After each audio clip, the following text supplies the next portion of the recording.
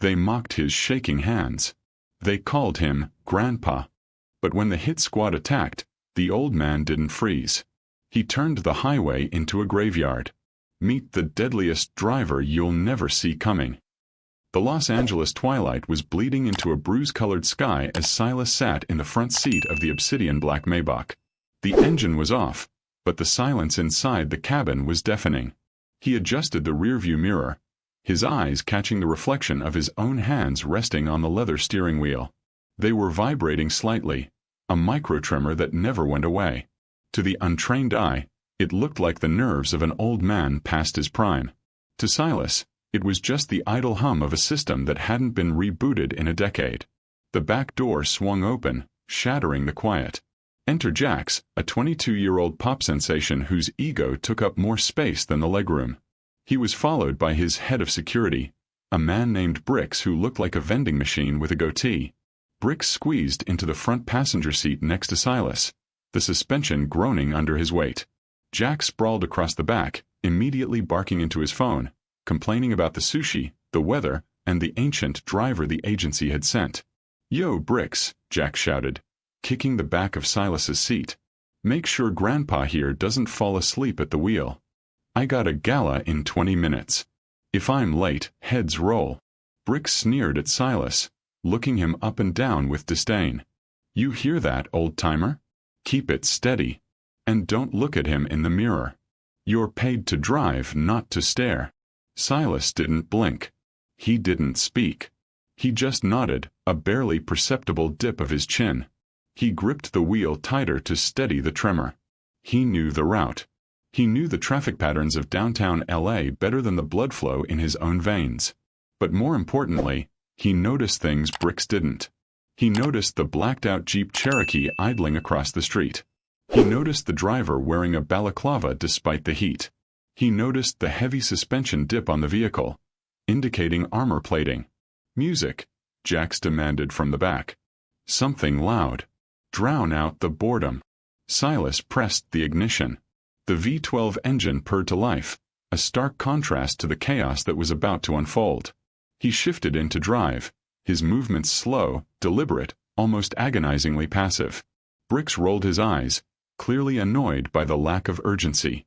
But Silas wasn't being slow, he was calibrating.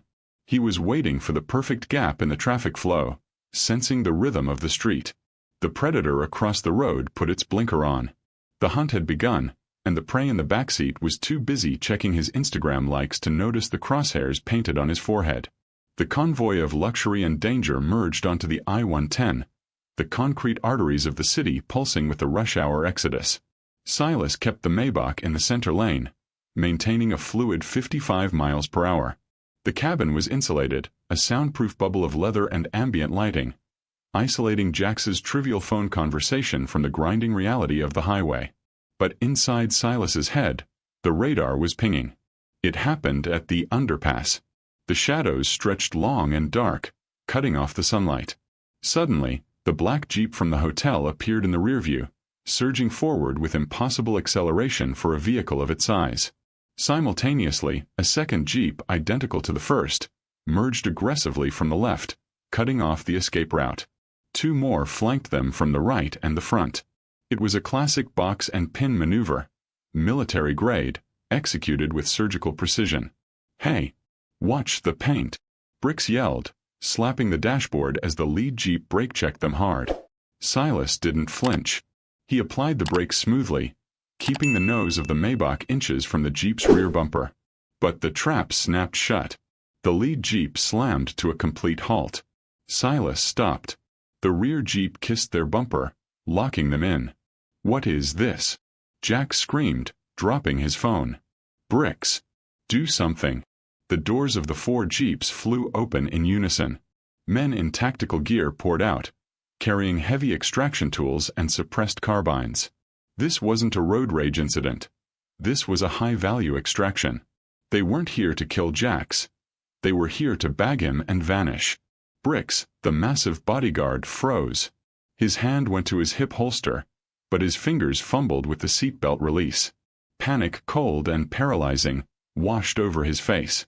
He looked out the window at the 6 armed men advancing on the car, and the blood drained from his cheeks. He was a bouncer, a heavy hitter for club fights, not a soldier. He hyperventilated, his chest heaving. Oh God, they're strapped. We're trapped, man. We're trapped. Jax was shrieking in the back, curling into a ball on the floorboard. Lock the doors. Lock the doors. The glass of the driver's side window vibrated as the lead mercenary smashed the butt of his rifle against it. The reinforced glass held, but spiderweb fractures bloomed instantly. They had maybe 10 seconds before the breaching charges came out. The authority figure, Bricks, was useless, a statue of terror. The situation had escalated from a commute to a catastrophe in 3 seconds flat. The car was dead still. The engine was idling. And Silas's hands were still on the wheel, the tremors gone. The claustrophobia inside the Maybach was absolute. The tinted windows, usually a shield against the paparazzi, now felt like the walls of a coffin. Outside, the mercenaries moved with terrifying efficiency. One was attaching a magnetic-shaped charge to the rear passenger door lock, right where Jax was cowering. Another was leveling a rifle at Silas's head through the spiderwebbed glass, shouting commands that were muffled by the soundproofing. Get out. Hands where I can see them. Open the vehicle. Bricks was sobbing now, his hands up in a surrender position, pressing against the dashboard. Don't shoot. I'm unarmed. I'm just the detail. He looked at Silas with wide, wet eyes. Open the door, old man. Do what they say or they'll kill us all. Silas ignored him. His eyes weren't on the gunman. They were scanning the instrument cluster. Oil pressure optimal. Tire pressure stable. Torque distribution set to comfort. He needed to change that. Open it. Jax screamed from the back. They're gonna blow the door. The mercenary leader outside tapped the explosive charge and raised 3 fingers. A countdown. 3. Silas's breathing shifted. He inhaled through his nose, a sharp, deep intake that expanded his ribcage against his suit jacket. He wasn't hiding. He wasn't blending in. He was integrating. He became an extension of the machine. The fear in the cabin smelled like ozone and sweat, but Silas smelled only potential energy. 2. The mercenary outside smirked behind his balaclava, confident in the checkmate. They had the celebrity, the muscle was broken, and the driver was just a geriatric in a chauffeur's hat. 1. Silas's right hand moved.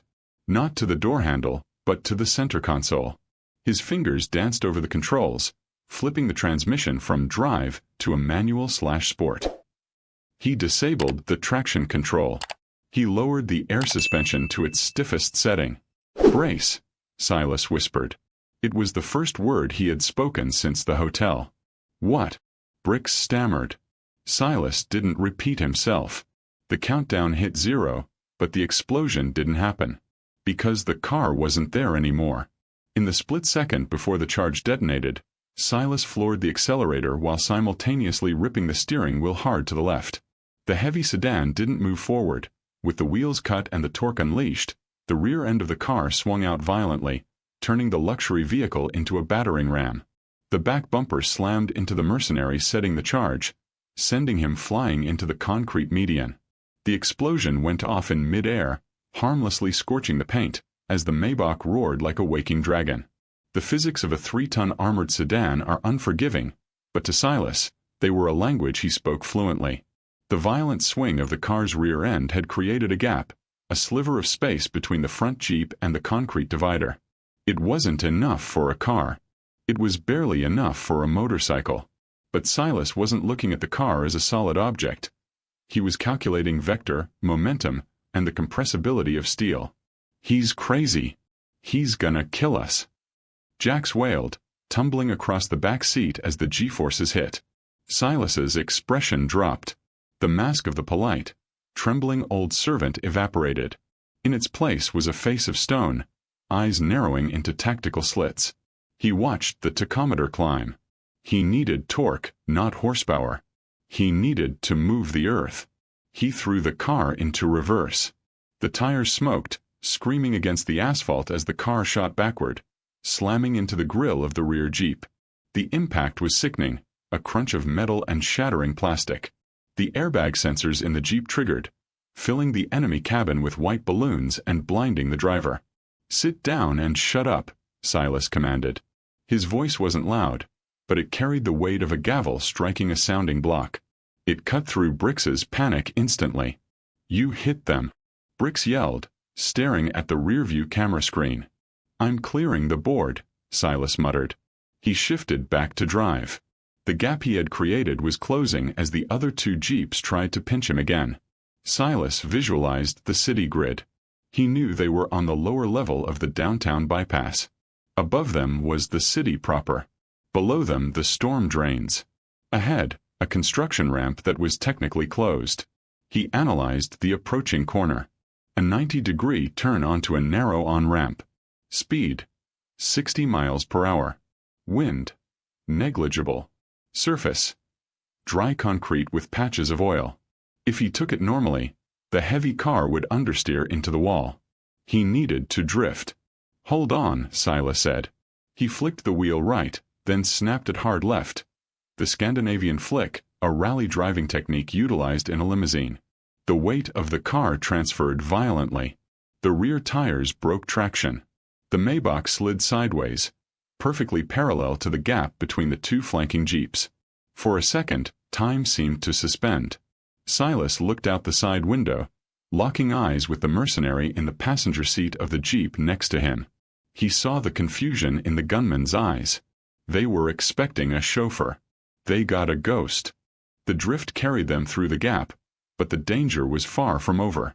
The four Jeeps, battered but functional, roared in pursuit. They were faster, lighter, and built for this kind of aggression. The Maybach was a tank, but tanks are slow. Silas needed to neutralize the threat, not just outrun it. He couldn't use a gun. He didn't have one, and even if he did, taking his hands off the wheel meant death. He had to use the environment. He had to use the car. They were tearing down a frontage road now, construction barriers flashing by like strobe lights. The lead pursuit Jeep was coming up on his left, trying to perform a pit maneuver to spin him out. The mercenary driver was aggressive, inching closer to tap Silas's rear quarter panel. Silas watched the side mirror. He saw the Jeep's front wheel aligning with his rear wheel. He waited. He needed the connection.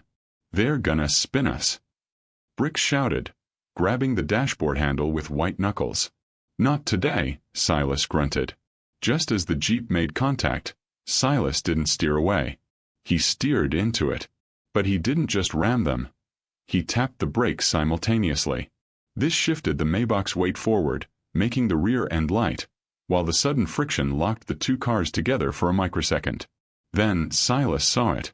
A discarded construction sign, a heavy steel roadwork ahead, stand folded flat on the shoulder. With surgical timing, Silas jerked the wheel right, forcing the pursuing Jeep onto the shoulder.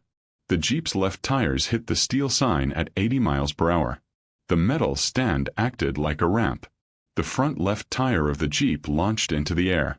The suspension snapped. The Jeep cartwheeled, flipping end over end in a shower of sparks and debris, taking out the second Jeep following close behind it. The sound of twisting metal faded behind them. 2 down. 2 to go. "Did you see that?" Jax whispered, pulling himself up to look out the rear window. He flipped them. Silas didn't celebrate. He checked the dashboard. The collision had damaged the rear proximity sensors, and the left rear tire was losing pressure slowly. He adjusted the suspension again to compensate for the imbalance. A simple tool, the weight of the car and a piece of road debris, had done what a dozen bullets couldn't. The radio silence in the enemy convoy broke. Silas could almost hear it. The element of surprise was gone. The remaining 2 Jeeps fell back, increasing their following distance. They realized they weren't dealing with a civilian. They were dealing with an operator. "Who are you?" Brix asked, staring at Silas with a mixture of fear and awe. "You drive like you've done this before."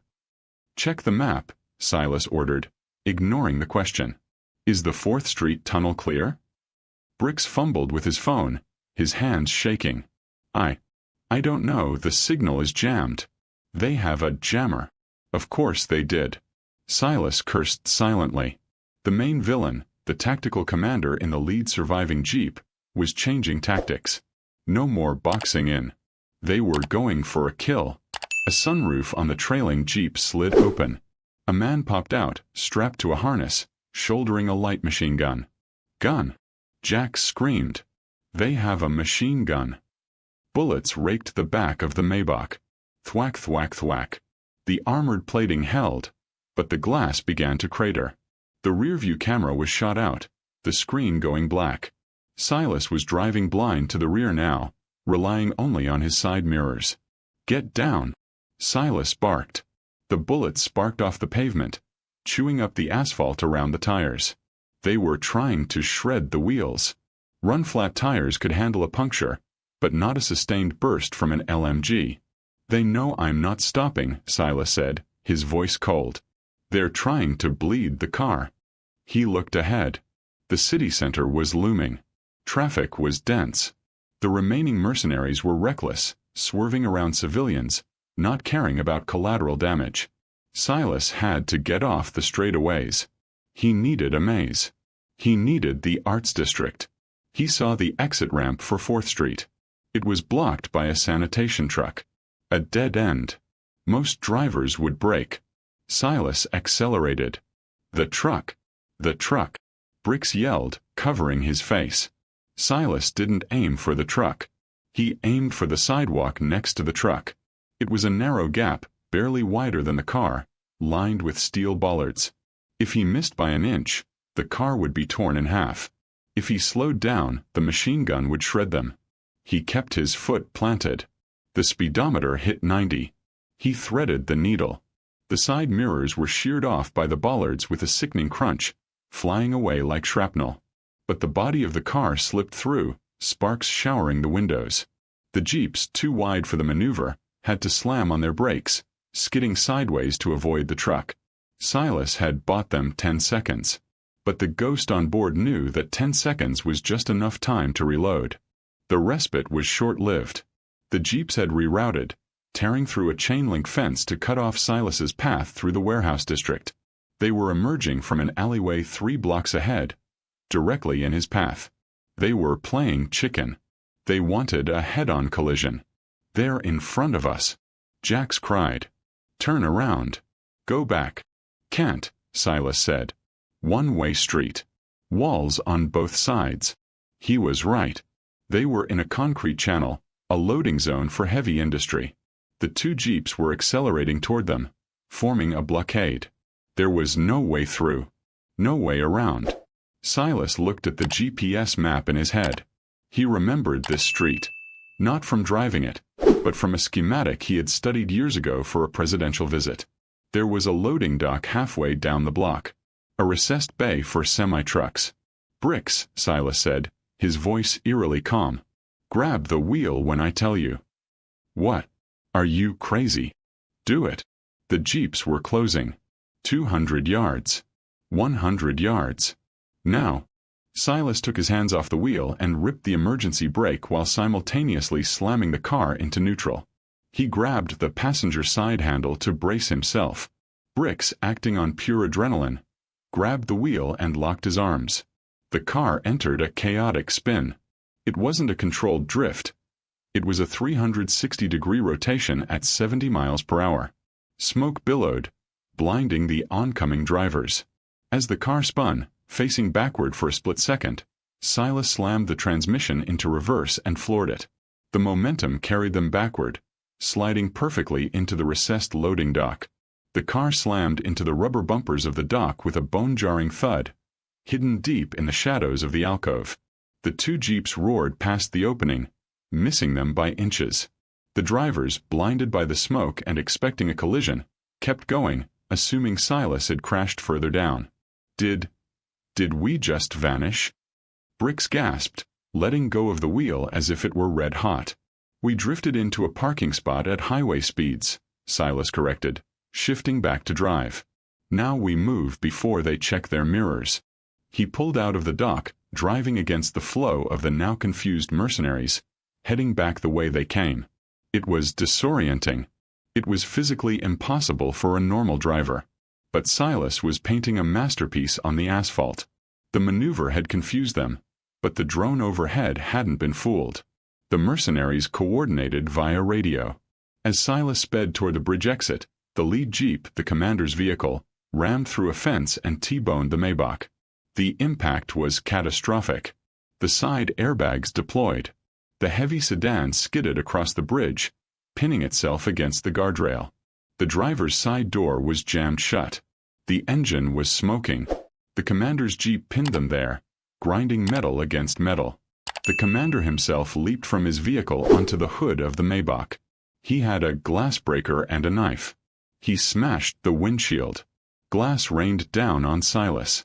The commander lunged through the broken window, grabbing Silas by the throat. "End of the road, old man," the mercenary snarled, his knife flashing toward Silas's chest. It was a confined space.